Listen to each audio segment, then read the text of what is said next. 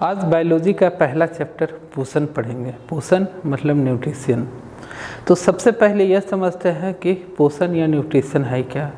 उसके बाद हमें पोषण जिन चीज़ों से प्राप्त होता है, जैसे carbohydrate, protein, fat, vitamins, minerals, roughage जिसको रक्षांश कहते हैं, मिनरल्स, साल्ट, इन सब के बारे में हम लोग एक एक करके पढ़ेंगे।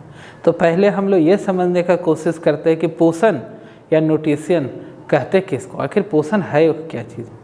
जैसे एक गाड़ी बिना पेट्रोल डीजल का चल ही नहीं सकता। अगर गाड़ी में पेट्रोल या डीजल नहीं डालिएगा तो चलेगा क्या?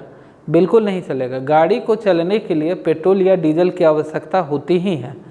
उसी तरह इंसान को जीवित रहने के लिए, विकास करने के लिए पोषण की आवश्यकता होती है।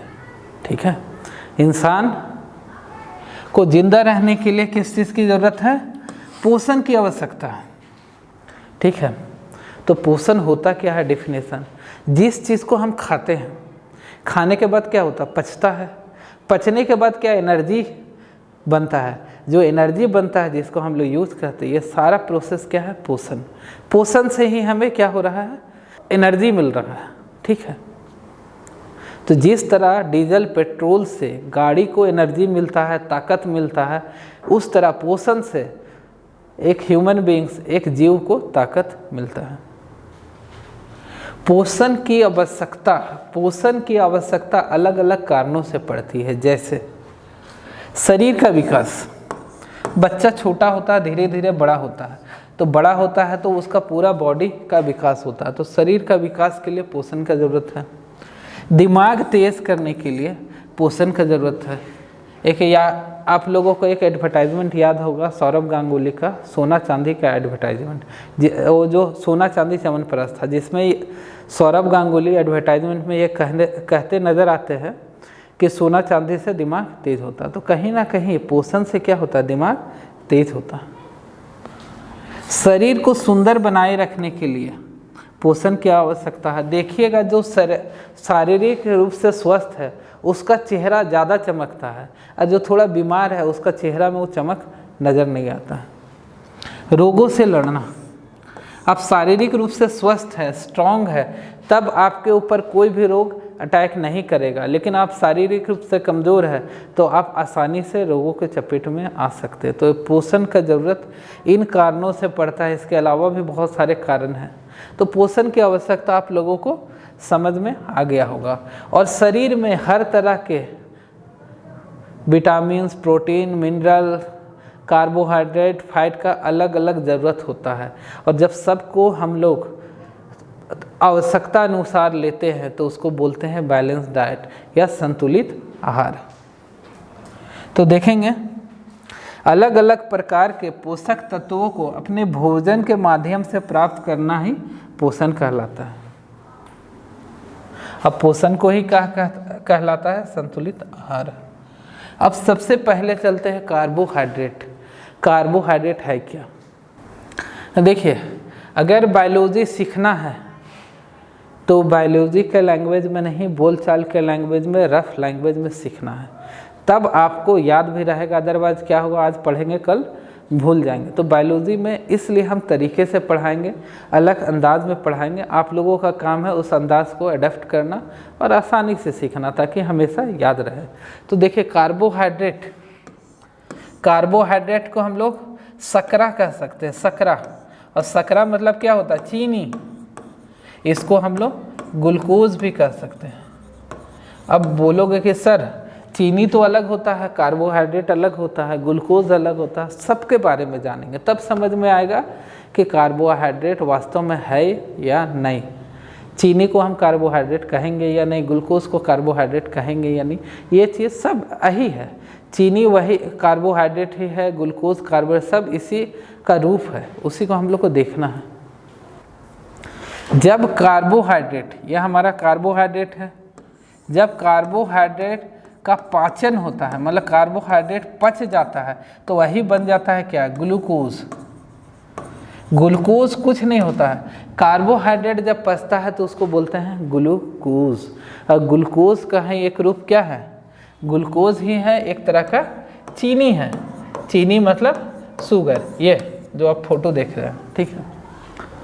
अब एग्जाम के लिए इम्पोर्टेंट, 1 ग्राम कार्बोहाइड्रेट में कितनी एनर्जी मिलती है? तो 1 ग्राम कार्बोहाइड्रेट में 4.5 कैलोरी ऊर्जा मिलती है। कार्बोहाइड्रेट को शर्करा भी कहा जाता है, इसका स्वाद मीठा होता है। चीनी का स्वाद कैसा होता है? मीठा होता है, इसीलिए कार्बोहाइड्रेट का भी स्वाद क्या है? मीठा है।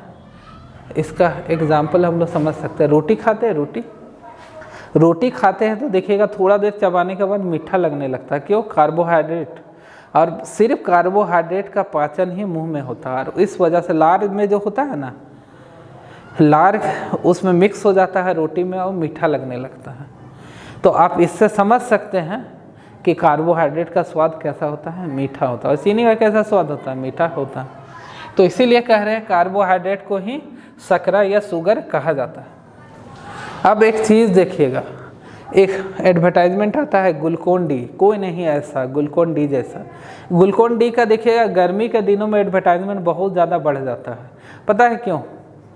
क्योंकि ग्लूकोन डी क्या लिखता है? Instant energy. मतलब इंस्टेंट मतलब क्या?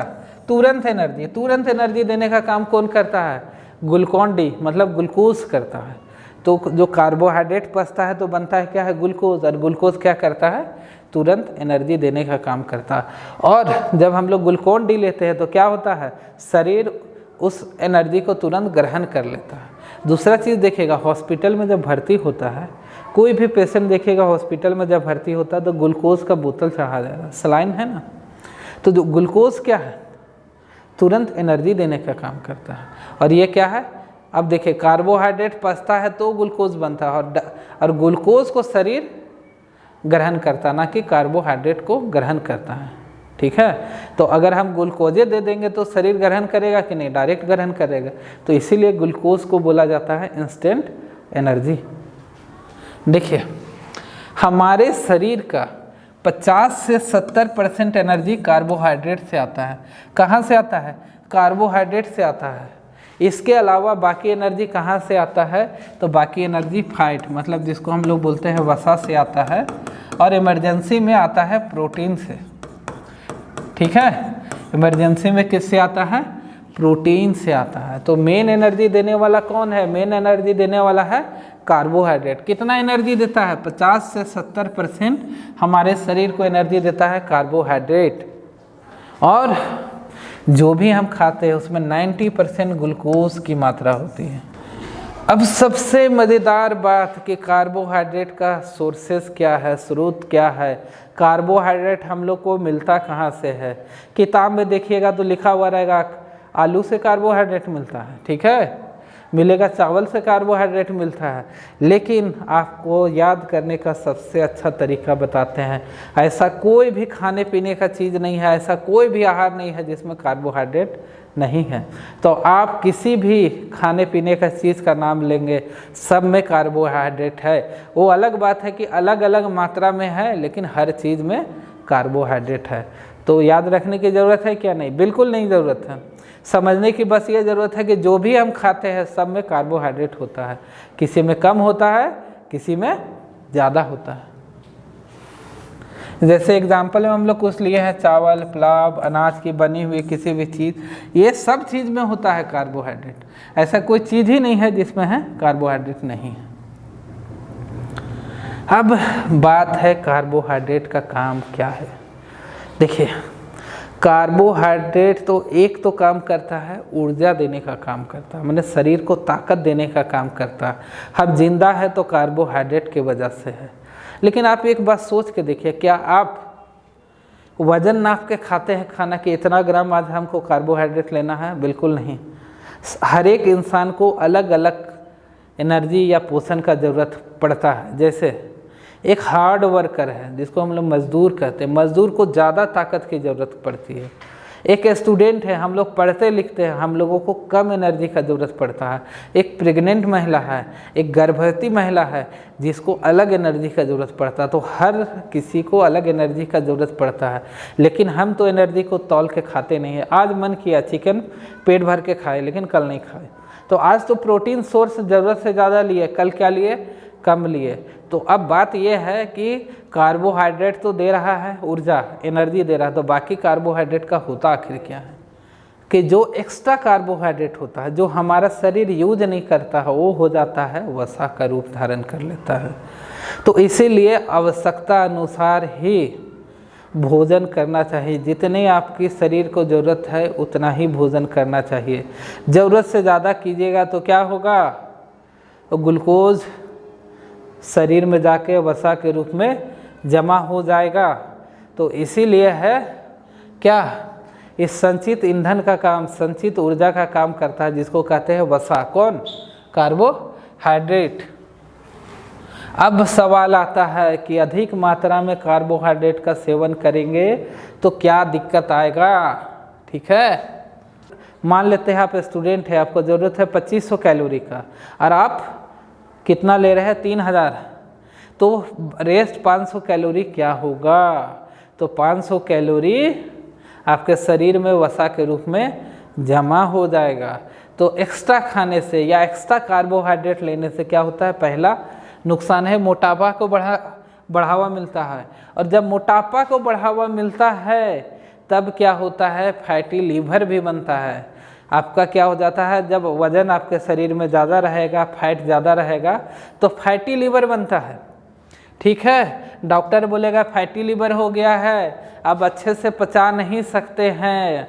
इसके अलावा क्या क्या दिक्कत आएगा, जब मोटापा बढ़ जाएगा तो आप हाई बीपी का पेशेंट हो जाएंगे, ब्लड प्रेशर हाई हो जाएगा और शुगर हो जाएगा। शुगर होगा तो क्या होगा, शुगर होगा तो किडनी खराब हो जाएगा।